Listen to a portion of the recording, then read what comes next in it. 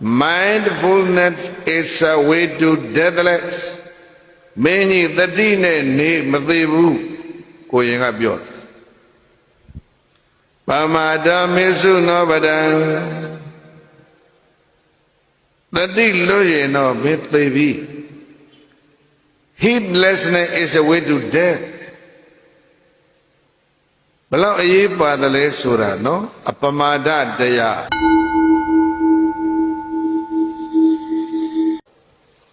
Eri wudu ko doအောင်မဲ့ဘုန်းကြီးတို့ပြောပြရစီတော့အသောကသူ့အဖေဘိန္ဒုသာရသေတော့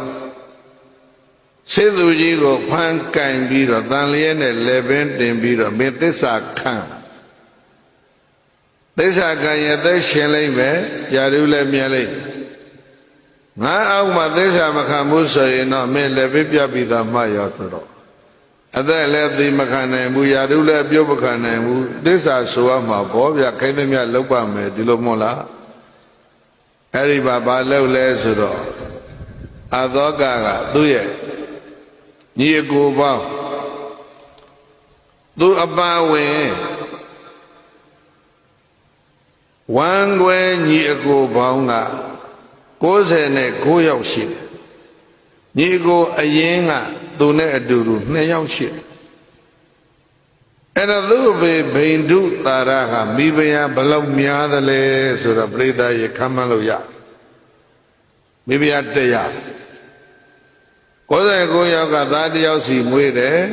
ဝမ်းကွယ်ညီကိုပေါင်းဘလောက်ရမလဲ99မိဖုရား1ယောက်ကသား2ယောက်မွေးတယ်ဆိုတော့1 2တဲ့ညီကိုက2ယောက်ရဆိုတော့အလုံးသား100နဲ့1ယောက်စေသူကြီးအမိန်ပေးပြီးတော့99ယောက်သောညီကိုဝမ်းကွယ်တွေအကုန်ဖမ်းပြီးအကုန်သတ်ပစ်တယ်အလွန်ရက်စက်ကြမ်းကြုတ်တဲ့မင်း99ယောက်ကိုဘလုံးသတ်ပြပြီးတော့သူနဲ့ညီကိုအရင်1ယောက်ပဲသူခြံထားတယ်နောက်ပြီးတော့အိန္ဒိယပြည်ကြီးမှာနော်ရှမ်းပြည်ကစော်ဘွားများအတိုင်းပဲတခရိုင်မှာတမင်းလောက်တမြို့နယ်မှာတမင်းလောက်လုပ်ပြီးတော့အုပ်ချုပ်နေတဲ့မဟာရာဇာပေါင်း8400လောက်ရှိအိန္ဒိယပြည်ရဲ့ကျေကြီးကိုရှမ်းပြည်တောင်မှ90ကျော်ရှိသေးတာပဲ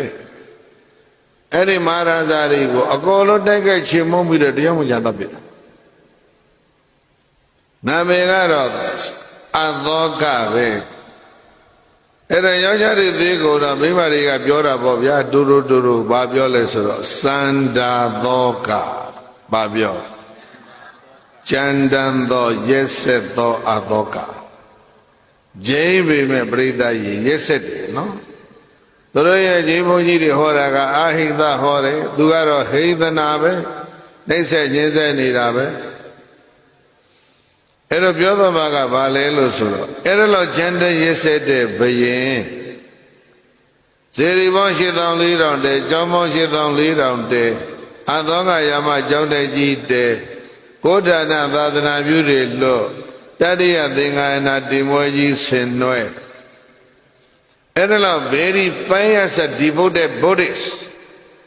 ဗုဒ္ဓဘာသာကသက်နဲ့အကြည်ညိုတဲ့မင်းတစ်ပါးဘယ်လိုလုပ်ဖြစ်လာသလဲဆိုတာကိုစဉ်းစားအဲ့တော့သူသတ်လိုက်တဲ့မေသားတွေကမေသား1ယောက်ရဲ့ဇနီးမင်းသမီးကြီးကကိုဝန်ကြီးနဲ့ထွက်ပြေးပြီးတော့စန္ဒာလရွာမှာမွေးအဲ့ဒီစန္ဒာလရွာမှာမွေးတဲ့မင်းသားလေးကိုတောရနေမထေရကြီးတစ်ပါးကကောက်မွေးစာသင်ပေးပိဋကသုံးပုံတတရားပြပြီးတော့9နှစ်သားကိုရယဟန္တာဖြစ်တယ်အဲ့ဒီယဟန္တာကိုရင်ကရွှေနန်းတော်ရှိသွန်ကန်ကြွလာတဲ့အချိန်မှာမင်းကြီးကကြည့်ပြီးတော့ဟာကိုရင်လေးချစ်เสียလဲကောင်းတယ်ကြီးညိုဖို့လဲကောင်းတယ်ပညာဟေးဒီလိုအဲ့ဒါနဲ့ကိုရင်ရွှေနန်းတော်ပြင်တော့ကိုရင်ကပလင်မော်တက်ထိုင်အဲ့ဒီမှာသွားကဒူးတွေတုံသွားတယ်ဘုရားတော်ဗုဒ္ဓသာသနာမှာသင်ထားရဲ့လားဘယင်ကခမ်းမမေးတယ်ငါကောင်းသင်ပြီးပြီပြီးကသုံးပုံဆောင်ထားတဲ့ကိုရဲ့ကျင့်ရောကျင့်ထားရဲ့လားအကောင်ကျင့်ပြီးပြီသိရောသိရဲ့လားမေးချင်တာမေးငါအကောင်သိတယ်ကိုရင်ဘွဲကဏိကြောဓာဘယ်သူလဲ သုတ်တူလေးနော်သုတ်တူလေးမို့လို့မြင်မြင်ချင်းဘာဖြစ်တာလဲချစ်လဲချစ်တယ်ကိုရင်ကအဆုံးအမဘာကောင်းကြီးဆရာသမားထံကရထားတဲ့တွေကြောင့်ယဉ်ကျေးတော့ကြည်လဲကြည်ညိုတယ်ပေါ့ဗျာအဲ့ဒီကိုရင်ဤကြောတာကပလင်မော်ကနေဒီကြမ်းတန်ရက်ဆက်တဲ့ဒီဘယင်ကိုဟောတာအပမတောအမတံပတံပရိသတ်အပမတောအမတံပတံဒီရှစ်လုံးလောက်ယူကြည်သမှာလားအပမတောအမတံပတံယောတော်ပြီအပမတောအမတံပတံအပမတောအပမတတရားဟာအမတံပတံအမတကိုသွားတဲ့လမ်းပဲအပမတတရားသည်ဘယ်လမ်းလဲအမတလမ်းဘာလမ်းလဲ mindfulness is a way to deathless မင်းကြီးတတိနဲ့နေမသေးဘူးကိုရင်ကပြောတယ်ပမာဒမေစုနောပဒံတတိလို့ရင်တော့မင်းသေးပြီ heedlessness is a way to death ဘလောက်အရေးပါတယ်လဲဆိုတာနော်အပမာဒတရားဘာတရားလဲသူလည်းတရားနှစ်ကတော့တရားအစစ်အနှစ်ကတော့တတိပြောတာအပမာဒအမတပဒသတိကောင်းရင်မသေးဘူးသတိလွတ်ရင်တော့သေပြီအပမဒနာမိယန္တိ